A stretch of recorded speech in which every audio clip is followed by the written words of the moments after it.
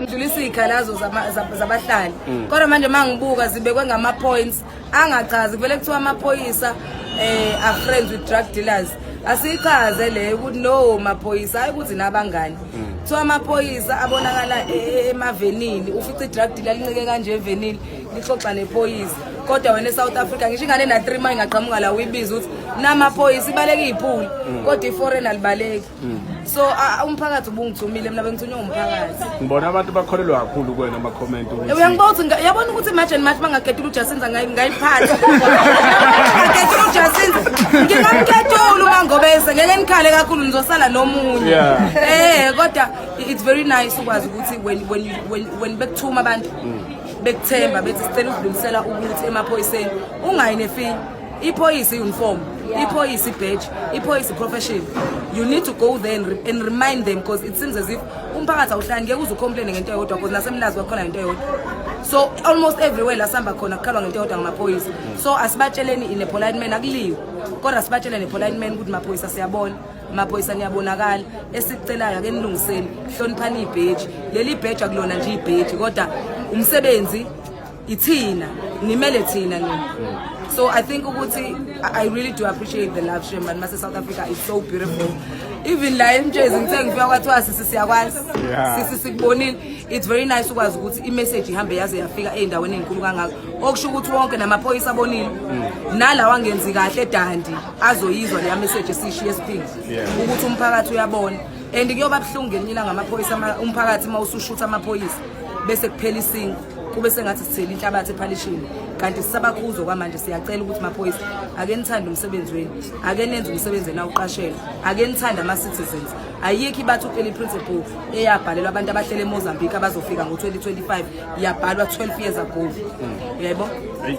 mhlawumbe uma ngathiwa ngelinye ilanga kuthiwa ke sikhethe umuntu oyedwa eSouth Africa ukuthi ashaye imithetho emithathu bese kukhethwa wena iziphi izinto ongayishintsha nongafisa zenzeke mina ngokwami I would highly prioritize first nje asiqale ngalento ka 18 to 35 years ka employment asivaleni uma singayivali naseParliament asibe no 18 to 35 years secondly I'd like for amaphoyisa aqashwayo ukuthi iphoyisa singaliqashwa ngomatric njoba unese yakwi training ayokwenza oanatomy nephoyisa kube khona certain course certain modules eliwenzayo elizothi mali waphasile sigarandi amaphoyisa South Africa can guarantee you ngizolanda manje ngithi iphoyisa ngicela ungitshela ukuthi yini into eyodwa uyibona kwi business visa aliyazi nangamehlo iphoyisa business visa le tholakala ngo5 million lokhu iyona evumela iforeign ukuthi libe nebusiness eSouth Africa so we need to train amaphoyisa ngendlela eyiyona number 3 we need to shuffle we need to do a reshuffle kuma departments kahulumeni we cannot have umuntu oyedwa othi useqedwe 35 years esebenza kwiborder lo muntu usenolayini useyakwazi ukungenisa iforeigner ngomshosha phansi angabonwa umuntu kane unesi akakwazi ukunethezeka eclinic eyodwa because uyena lo setrain onesi abafika abasanentshisekelo yokusebenza abatrain ukuthi hayi thina la relax same thing happens nasemaphoyiseni so kuma public servants I think that's another thing engayishintsha ukuthi ake hlala after 2 years uvuke nje kuseni usemlazi uthi uyavuka kuthiwa next month uyovuka eMtshezi uthi usemtshezi kuthiwa next month uyovuka eNewcastle because leyo nto yomhlalisa umuntu uyohleze wenza umsebenzi esabi transfer ka home affairs ke ikavala ke ka home affairs fanele usebenze 3 months meke nje kwajama isystem makusebenza wena siyakukhipha siyokufaka kwenye indawo la ijama khona isystem konzofika bafundisa ukuthi ayijamiswe isystem la hey ulungile kusile siyabonga kakhulu ngiyakubingelela mbukeli nangu udadewethu la ebeka udaba olukhulu kakhulu la ethi uxwayisa amaphoyisa ukuthi amaphoyisa akayabamba isimilo akahlukani nokukhohlakala umphakathi uyakhala waseNingizimu Afrika ukuthi amaphoyisa asebenzisana nezigebengu ayabonakala amaphoyisa isigebengu umuntu othengisa izidakamizwa efake inhloko emotini amaphoyisa uzobeka umzekelo udadewethu ukuthi